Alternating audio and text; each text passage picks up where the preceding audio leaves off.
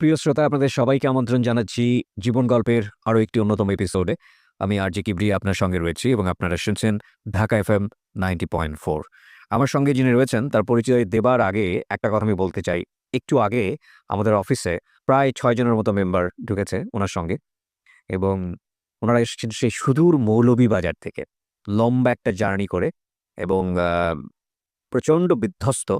আমি খুবই honour feel করছি যে মানুষ মানে কতটা এই অনুষ্ঠানগুলোকে লাভ করলে, ভালোবাসলে যে এক ডাকে চলে আসতে পারে আমাদের কাছে।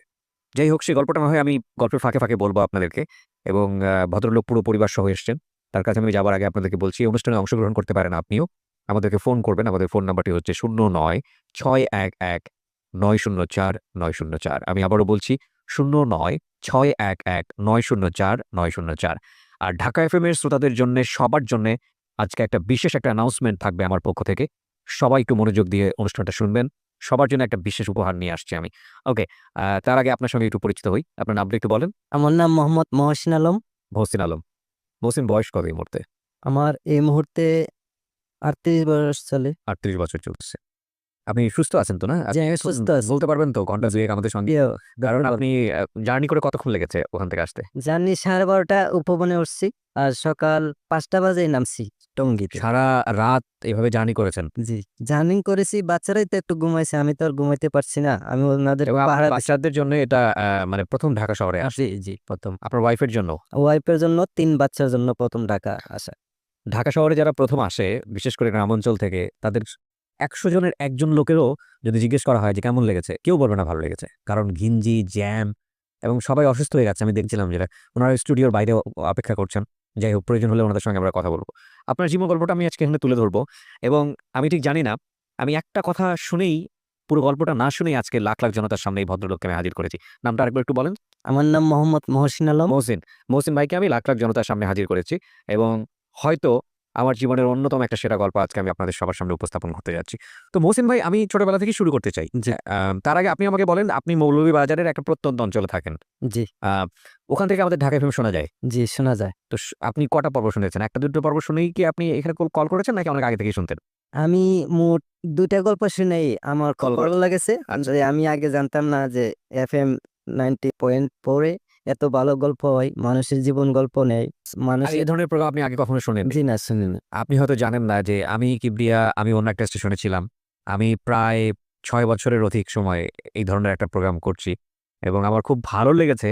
আমি এটাই বলেছিলাম যে এই স্টেশনে জয়েন করবার আগে, যে আগে শুধু ঢাকার মানুষ শুনতে পেত, তারপরে চিটাগং কিংবা কক্সবাজার।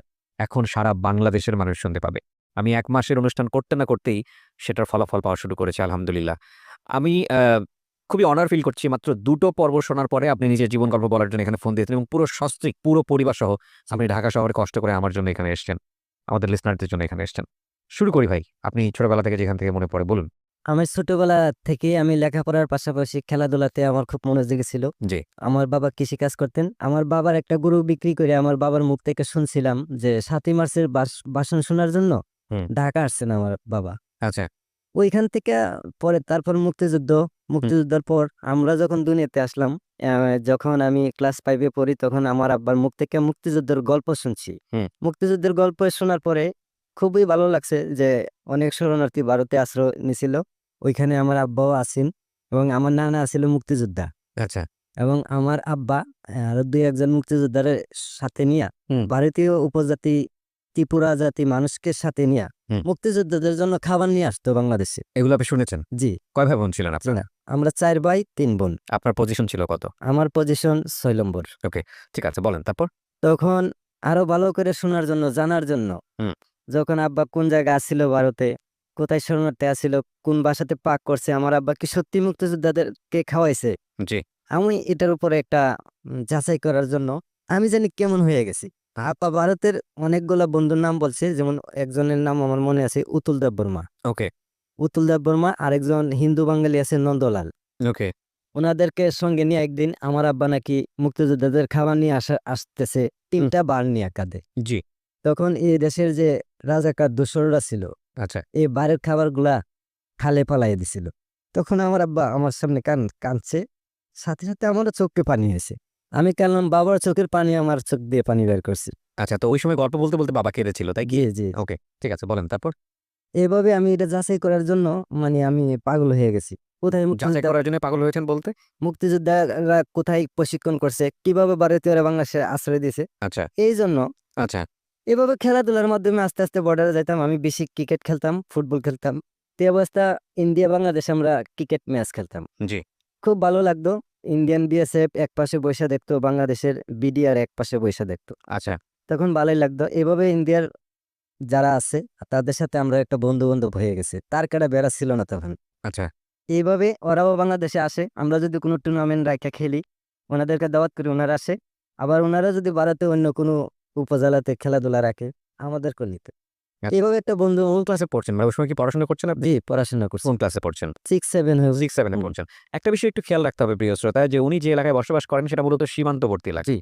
আচ্ছা, এই সীমান্তটার নাম যদি একবার একটু বলতেন। আমার গ্রামের নাম হরিণখোলা। হরিণখোলা। জি। হরিণখোলায় কি সীমান্তবর্তী একদম? জি, একদম সীমানা। ভারতীয় গ্রাম আছে ঈশানপুর। ঈশানপুর আর হরিণখোলা পাশাপাশি। জি, তো ২ গ্রামের ছেলেপেলেরা আপনারা খেলাধুলা করতেন। খেলাধুলা করতাম। এতে কোনো সমস্যা হতো না? জি না। আচ্ছা, এবং ইন্টারেস্টিং। ইন্ডিয়া প্লাস বাংলাদেশের দর্শকরা মই-মুরব্বি বা সীমান্তরক্ষীরা উপভোগ করত। তো এভাবে আস্তে আস্তে খেলাধুলা ভালো আগাইতেছি। এভাবে আমাকে দাওয়াত করলো একটা টুর্নামেন্ট খেলার জন্য। ওকে। আমি গেলাম, আমার অতিরিক্ত প্লেয়ার হিসেবে বসায় রাখছে। হুম, তো তারপর? তখন আমাদের দলের একজন খেলোয়াড় উপস্থিত না থাকার কারণে অতিরিক্ত থেকে আমাকে খেলায় উঠাইছে। আচ্ছা, কোনো বল করতে দেয় নাই। ওকে। আমি পরপর ৪ টা বলে ৪ টা ৪ মারি। টুর্নামেন্ট শেষ। মানে ভালো খেলতেন আপনি? জি। ওকে, ভালো খেলা দেখাইছি। তখন ইন্ডিয়ার কিছু ছেলেপেলাই আমার নাম ঠিকানা জিজ্ঞাসা করছে। ওকে। তখন আমি আমার নাম ঠিকানা দিলাম। তো বলল আমাকে একটা টুর্নামেন্ট খেলা দেওয়া। আমি বললাম যে, "কিভাবে? আমি তো বাংলাদেশী নাগরিক। এই পারমিশন নিবো কে?" কয়, "এটা না হয় আমি কথা বলব বিএসএফ এর সাথে।" আচ্ছা ঠিক আছে। যদি হয় এরকম হয় তাইলে পারবো। আর নয়তো আমি পারবো না। আমি কিন্তু এত ভয় পাইতাম। আমাদের বাড়ির কাছে একবারে সীমান্তর লগে ভারতীয় পাক্কা রাস্তা।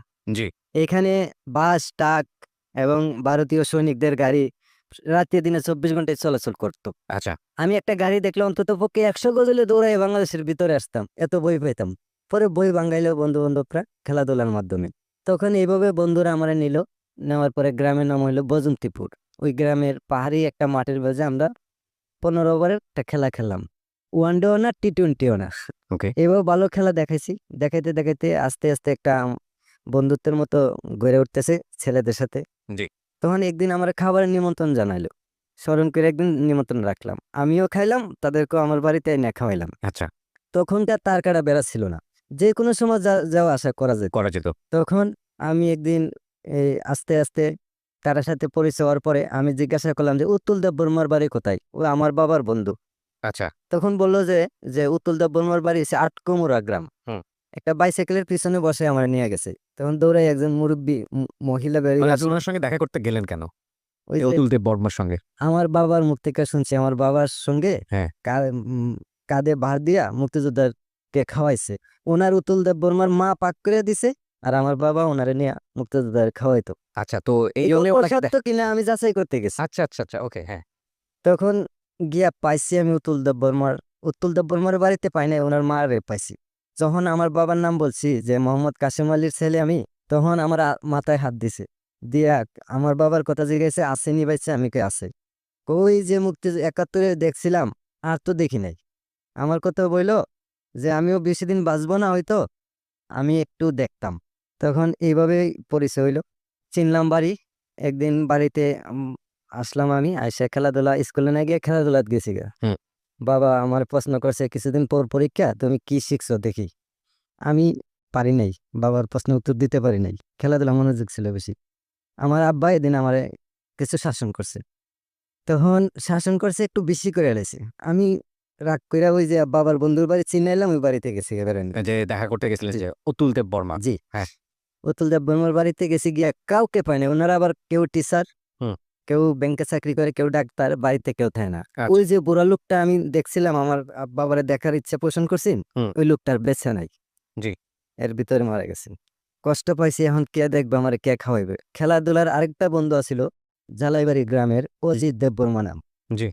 ওই অজিত দেববর্মার সাথে দেখা হইলো। চল বন্ধু আমার ঘরে।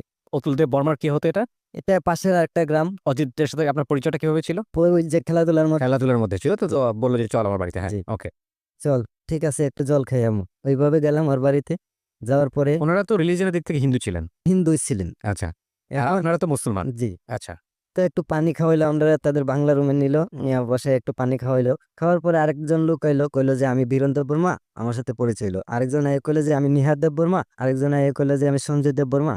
আমার সাথে বন্ধুত্ব করলো। জি। কইরে আমারে সামনে পূজা আছে, পূজার দাওয়াত করছে যেন থাকি আমি ওইখানে। তো এইভাবে তাদের বাড়ি থেকে ফেরার পথে জি। একজন বৃদ্ধ বয়সের মহিলার সাথে আমার দেখা হয়েছে। দেখা হওয়ার পরে এই মহিলাটা বলল, বাবা রে সামনে তো আমার পূজা আছে, হুম। আমার একটা হাঁস দিতে পারবেন? হাঁস। জি। আচ্ছা। কি হাঁস দিতাম? বলল যে পায়ে যেন ছিদ্রি না থাকে, আমি ওইটা পূজা করব। তখন আমার সাথে আরেকটা লোক আছিল, হিন্দু বাঙালি, নাম হচ্ছে শঙ্কর। জি। শঙ্কর কইতেছে, আমি বুঝছি, তোমার আমি বুঝাই বলতেছি, তুমি আসো। ওকে। তখন আমি একদিন হাঁস পাইয়া গেছি। ওই আমার বুঝাই বলার পরে আমি বাড়িতে এসে পড়ছি। হুম। আসা পরে আমার বন্ধু-বান্ধবরা আবার আমার দাওয়াত করলো যে ৮-১০ দিন থাকতে হইব পূজায় গেলে। হুম। আমি সেই প্রস্তুতি নিয়ে আগে থেকেই বড়, বড় তরমুজ লইছি, বাংলাদেশের লাল তরমুজ দেশি। আচ্ছা। দিয়ে আরো ২-৩ জন লইছি বাড়া লোক, আমার সাথে যাইবে তরমুজ নিয়া। জি। ছিলা তাদেরকে নিয়েও আমি ১০ দিন বেড়াই আছি ওইখানে। ১০ দিন ওখানে থাকলে? জি, বন্ধুদের বাড়িতে। থাকতে, থাকতে এই বাড়ি থেকে ওই বাড়ি, ওই বাড়ি থেকে ওই বাড়ি, আস্তে, আস্তে বন্ধু-বান্ধব খালি বাড়তেছে। আচ্ছা। আর খুব আদর করতেছে। আর আমাদের যে বাংলাদেশের যারা শরণার্থী হিসেবে আছেন, হুম। তাদের খুব প্রশংসা করতেছে।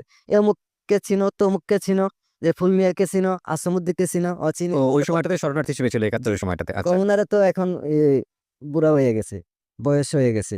বলতেছে যে ফুলমিয়ার অনেক মহিষা ছিল, চিনো? আমি যে চিনি। তো এভাবে আমি যখন তাদের সাথে ভালো আচরণ করি, ওনারাও আমার সাথে ভালো আচরণ করে। আমি যদি ভালো হই, সবই ভালো। আমি এরকম একটা বুঝতে পারছি যে মানুষ দুনিয়ার ভিতরে সবাই ভালো, কিন্তু আমি যদি ভালো হই। তখন আমার বাড়ি থেকে জানিয়েছে ওনারা নাকি মানুষ মাইরালা, উপজাতি মানুষ, হুম। এরা মুসলিম দেখলে মাইরালা, অনেকজনে বই-বিতি দেখা কুয়ায় ফালায় দেয়, মা বাপে যেন না যায় এরকম বই দেয়াইছে। জি। তো আমি তো তাদেরকে চিনে আসছি, বিশ্বাস করছি। জি। আপনি গিয়ে দেখলেন পুরোটাই উল্টো। যা বলেছে তার কথার কোনো মিল নাই। তখন ওই হাঁসের ব্যবস্থা হইলো, হাঁস নিয়ে গেলাম। এখন বাবা তুমি যাইবা না, আজকে আমার বাড়িতে থাকবা, আজকে আমার বাড়িতে থাকবা, খাইবা, সকালে তুমি তোমার অন্য বন্ধুর বাড়িতে যাইবা। এটা অদ্ভুত সুন্দর একটা জীবন গল্প অপেক্ষা করছে আপনাদের জন্যে। আমরা একেবারে ভূমিকাতে রয়েছি জীবন গল্পের। আর যিনি এখানে এসেছেন এই মহসিন, তার জীবনের সাথে জড়িয়ে আছে বাংলাদেশ। কিন্তু একইভাবে তার পার্শ্ববর্তী দেশ ইন্ডিয়া, সেই ইন্ডিয়ার সাথেও তার এক অন্যরকম মায়াবন্ধন।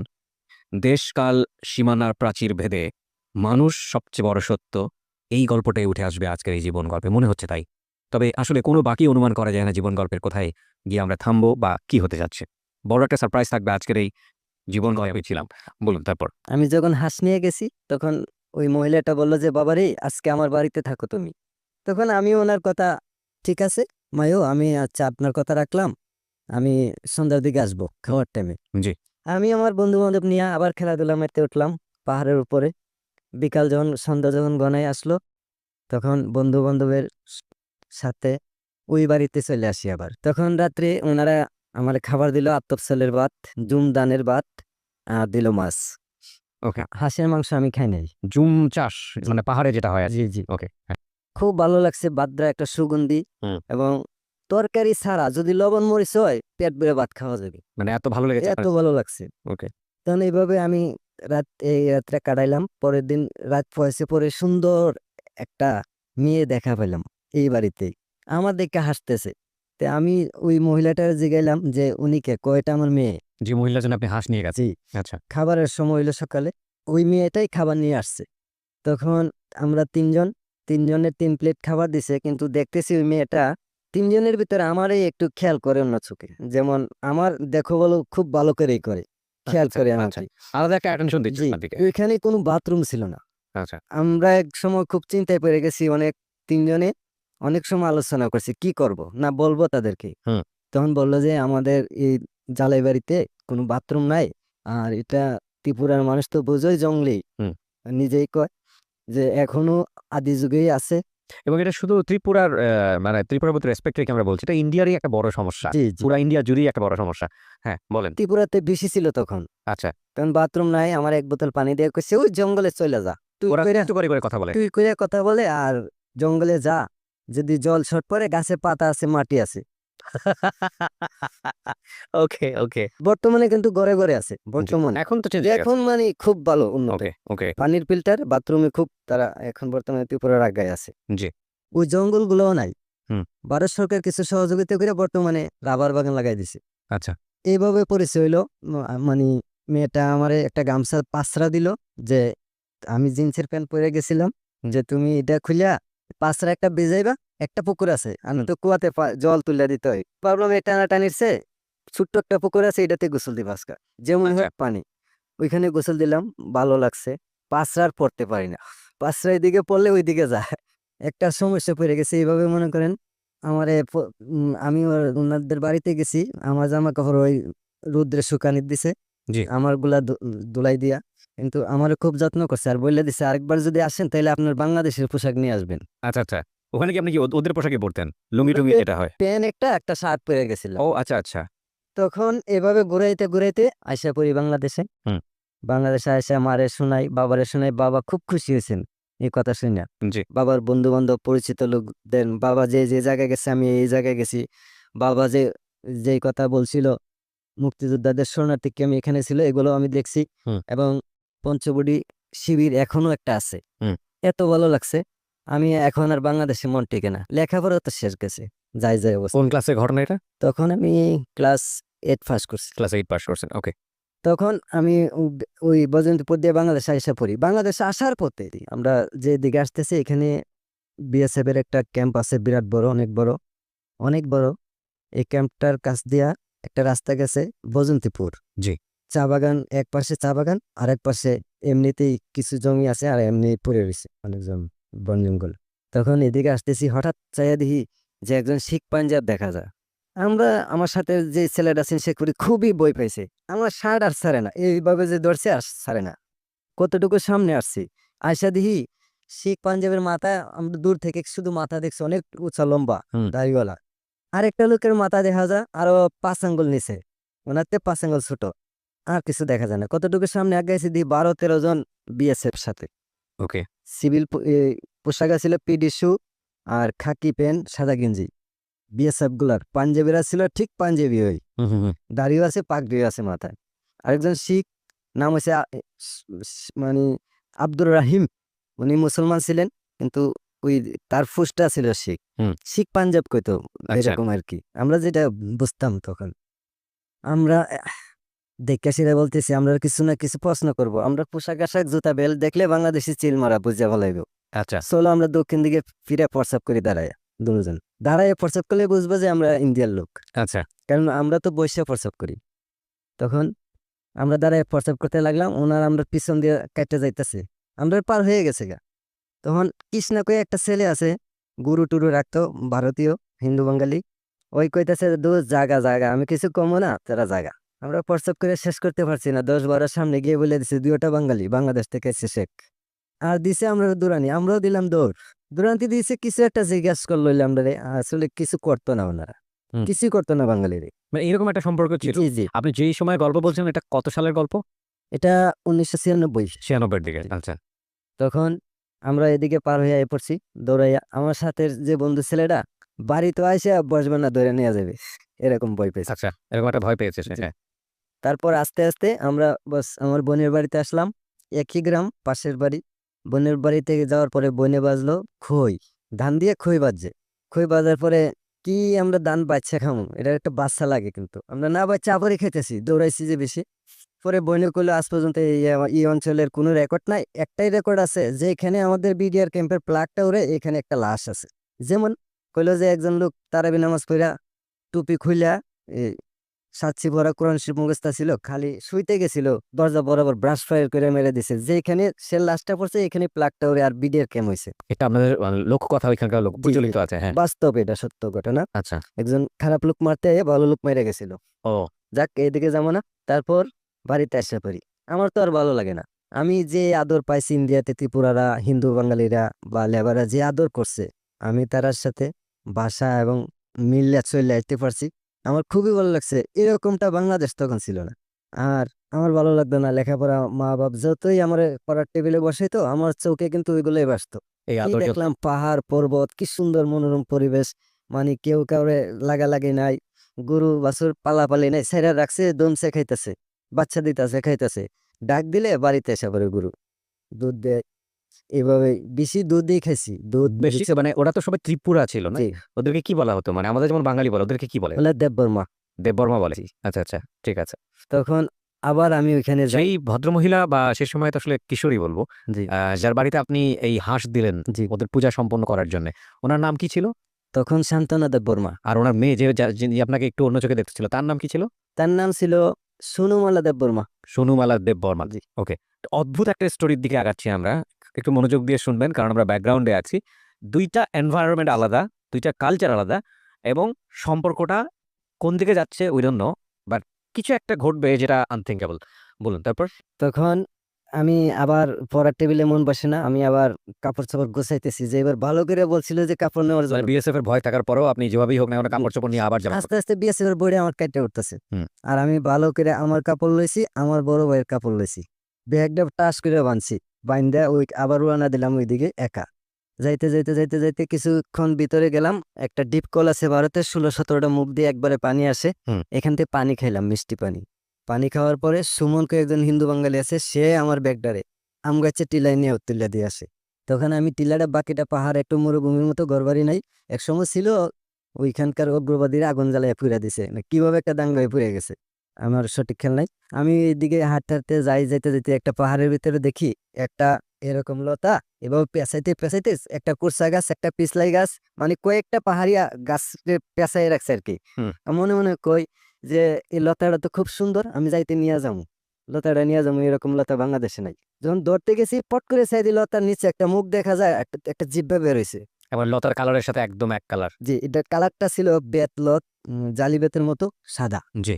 আমি এরকম দেখিনি, আমার কাইন আঙ্গুলের মতো চিকন। আমি একটা অনুমান করছি ৬ প্যাঁচ ৩ গাছ নিয়া। মানে এটা কি সাপ আসলে, তাই জি, তো? ৬ প্যাঁচ যদি ৬ হাত করে হয় ৩১৮ হাত লম্বা। ওরে বাবা! আমার জীবনে এরকম সাপ দেখি নাই। তখন আমি তো বেত মনে করে ধরে লেছিলাম। কিন্তু আমি যদি মাথার জিভটা না দেখতাম নিচে এরকম করে, নিচে, পাগড়ির ভিতর দিয়ে নিচে এরকম করে। মাথার নিচে ছিল। জি, ওকে। দেখার পরে আমি আস্তে করে সরে গেছি গিয়া। আমি পড়ছি ইন্নাহু ইয়াকিদুন আকাইদ ওয়া আকিদু কাইদ। সালামুন আলা নুহিল ফিল আলামিন, সালামুন আলা নুহিল ফিল আলামিন ভয় পাইয়া আমি কিছু ২-১ টা দোয়া জানতাম। আমার দাদা মক্তব দিয়ে গেছে, আমাদের দাদা দান করে গেছে। এটা বাড়ির একবারে বাড়ির পাশেই, যার কারণে এগুলো একটু জানতাম। আচ্ছা। তখন এই বইটা পাইয়া আমি গেছি, আমার উঠছে জ্বর। যাইতে জ্বর উঠছে। এক বটগাছতলে গেলাম, গিয়া খুব রৌদ্র। আপনার বাড়ি থেকে ওই ভদ্রমহিলার বাড়ি কতদূর ছিল? ১ম মাইল? ৪ কিলোমিটার। ৪ কিলো। এগুলো হেঁটে যেতে হতো? জি, আচ্ছা। পাহাড়ের উপর দিয়ে। বটগাছতলায় বসলাম। খুব পানি জানে চাইছিল আমার, ভয়ের চোটে। জ্বরও আইসা পড়ছে শরীরে, কিন্তু পানি না, বটগাছের তলে ১৫ মিনিট বওয়ার পরে পানির কাজ হয়ে গেছে বটগাছের ছায়া। এত মিষ্টি ছায়া বটগাছের, হুম। বড় বটগাছের। যাক, একটু ঠান্ডা হওয়ার পরে হাঁটতে যাইতেছি, একটা টিলা নামতেছি, পাহাড়। এগুলো থেকে আশেপাশে কোনো লোকজন নাই না? না, মানে এতটা সুন্দর হতে পারে। মৌলভীবাজার চা অঞ্চলে যারা বেড়াতে গেছেন বা এইসব পাহাড় দেখেছেন ওইসব ত্রিপুরা অঞ্চলে, তারা বুঝবেন যে আসলে ও যেটা বর্ণনা দিচ্ছে সেটা আসলে প্রকৃতি মানে নিজের হাতে সাজিয়েছে এরকম সুন্দর। আমার একবার যাওয়ার সুযোগ হয়েছিল। যে কারণে আমি ওকে মানে বুঝতে পারছি আসলে ও যেটা বলতে চাচ্ছে। হ্যাঁ, তখন আমি এভাবে যাই গিয়া পুকুরের পানিতে, একটা ছোট একটা পুকুর, ওই যে গোলাপ পানি, জি। এটাতে একটু হাত মুখ ধুইলাম। পানি হাতে নিয়ে হাতে নিলে পানি পরিষ্কার, কিন্তু ওই পুকুরে পানি গোলা, হুম। মাটির রং এটা। তখন এভাবে যাই, আস্তে যাই, উপরে উঠতেছি। ওটার পাহাড়ে উঠতেছি, জালাই বাড়ি, যেই মহিলাটা আমার একটু ভালো পেত তার বাড়ির উদ্দেশ্য করিয়া।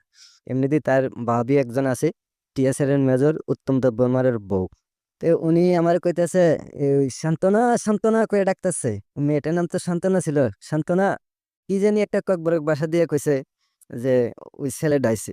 হে দৌড়াইয়া বেরোইছে, বাইরে দেখছে আর পরনে মনে হয় কোনো খারাপ অবস্থা ছিল, পারিবারিক কাজ করতেছে আর কি। সে মাথাটা একটু বের করে জানলা দিয়ে, দক্ষিণের জানলা দিয়ে মাথাটা বের করে আমার দেখলো, দেখে আমার হাত দিয়ে ডাক দিছে, আইসা পড়ো, সমস্যা নেই। আমি ঘরে গেছি, গিয়া মারে পাইছি। ওই যে মাটির ঘর তো লেপা দিতেছে। মা কেমন আছেন? বালা বালা বাবা, তুমি ওইলে কেমন আছে? আমিও ভালো আছি। ও মা বলে বলতেন না? হুম। মা ডাকতাম, আচ্ছা। যেহেতু মা সন্তানের মতো আদর করতো, আমার আগলাই রাখতো। আচ্ছা, উনারা ফ্যামিলি মেম্বার কয়জন ছিল উনাদের? ওনারা ছিল ৬ ভাই ৩ বোন, বাবা? বাবা একজন। না কিন্তু বাবা বেঁচে ছিল কিনা সেটা জিজ্ঞেস সে করছি। বাবা তো একজনই থাকবে। বেঁচে ছিল। ওকে। সো বাবা বেঁচে ছিল। ৬ ভাই ৩ বোন। 9 জন 10 জন 11 জন মেম্বার। জি। এই 11 জন কি সবাই কৃষিকাজের উপর নির্ভর? না সবাই বাড়িতে না। তাহলে বাকি সবাই মেম্বাররা কোথায় ছিল? আমি বাড়িতে গিয়ে পাইছিলাম তখন এক ভাই। এক ভাই সিমনার নানির বাড়িতে থাকে। নানির কোনো ছেলে নাই, মেয়ে আছে। এবং ওরা আর্থিকভাবে সচ্ছল ছিল ওই সময়। সে সচ্ছল ছিল। তারপরেও এত মেম্বার থাকার পরেও আপনি যখন যেতেন মেহমান তার সন্তানের মতো দেখতো। জি। বুঝুন যাদের সম্পর্কে আমরা এরকম ধারণা পোষণ করি ওরা আসলে কতটা অতিথিপরায়ণ। যাই হোক, তারপর? ওই ঘরের পুরুষ লোকটার নাম ছিল হরেকৃষ্ণ দেববর্মা। আচ্ছা। ওনার ১১৬ বিঘা জমি ছিল। ওরে বাবা! ওকে, তাহলে আর কি লাগে? উনি দানবীরও ছিলেন, মানুষে ভালোবাসতেন, এমনি দিয়ে দিতেন। অনেক বাঙালি আছে এমনি এখনো কইরা খেতেছি। ওই ওনার জমিগুলা? জি, জি। আচ্ছা। উনি এখন নাই, বর্তমানে নাই, চলে গেছেন। আমাকে যখন ডাকলো তখন আমি গেলাম, গেলাম, "মা কেমন আছেন?" "বালা।" "বাবা তুমি কেমন আছো?" আমার উনার বাম হাতটা ভালো ছিল, আমার মাথায় হাত দিয়ে বলছে যে, "বাবা তুমি কেমন আছো?" "ভালো আছি।" "বাবারে তুমি যে গেলা, তো অনেকদিন ধইরা তোমারে দেখছে না, মায়াটাও ২-৩ দিন ধইরা খাইছে না, কি জানি হইলো। তুমি মায়াটারে একটু বুঝাইয়া যাও।" আমারে কইলো। আমি কইলাম, "ঠিক আছে আম্মা।" মা ডাকতাম, মা ঠিক আছে, ওনারাও মা ডাকতো। আমরা বাড়িতে আমার মাকে আম্মা ডাকি। জি। "আচ্ছা ঠিক আছে মা।" মেয়েটা খায় না মানে কোন মেয়ে? ওনার যে মেয়েটা আপনাকে একটু জি, জি, দিকে তাকাইতো? একটু তাকাইতো। আচ্ছা, তখন আমি জিগাইলাম, "কি হইছে তোমার? তুমি নাকি খাও না?" কাছে ডেকে আনছি। ওনার ফুফু ডাকতো ওনারে সঙ্গীতা বলে। আচ্ছা। সঙ্গীতা বলে ডাকতো। আমি জিগাইলাম, "সঙ্গীতা ডাকলো যে তোমার এত নাম কি?" "দেখবা আরেকটু থাকলে আরো দেখবা যে আরেকজনে আরেকটা নাম ডাকবো।" তখন ওনার ফুফা আরেকজন আইসা ডাকলো, "ওই কর্ম।" আমি জিগাইলাম, "কর্ম মানে কি?" "সুন্দরকে কর্ম বলে। আদর কইরা কর্ম বলে।" আচ্ছা। "আচ্ছা ঠিক আছে। যাক তুমি নাকি খাবার-দাবার ছেড়ে দিছো। কি হয়েছে তোমার?" "না আমার তো শরীর স্বাস্থ্য সবই ঠিক আছে। মন যা চায় তাই তো খায়। জোর কইরা কেউ কি কিছু খাওয়ানি যায়?" আমি কি, "না।" "তারপরও তুমি মনের ভিতরে অন্য কোনো জিনিস আছে নাকি? না কোনো সমস্যা আছে?" "না একটা বিয়ের আলাপ পাইছি।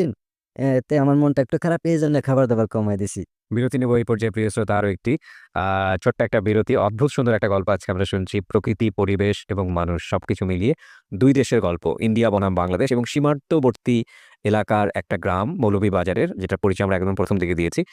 সেখানকার ২ জন ছেলে-মেয়ে। একজন মেয়ে হচ্ছেন ভারতের, ছেলে হচ্ছে বাংলাদেশের।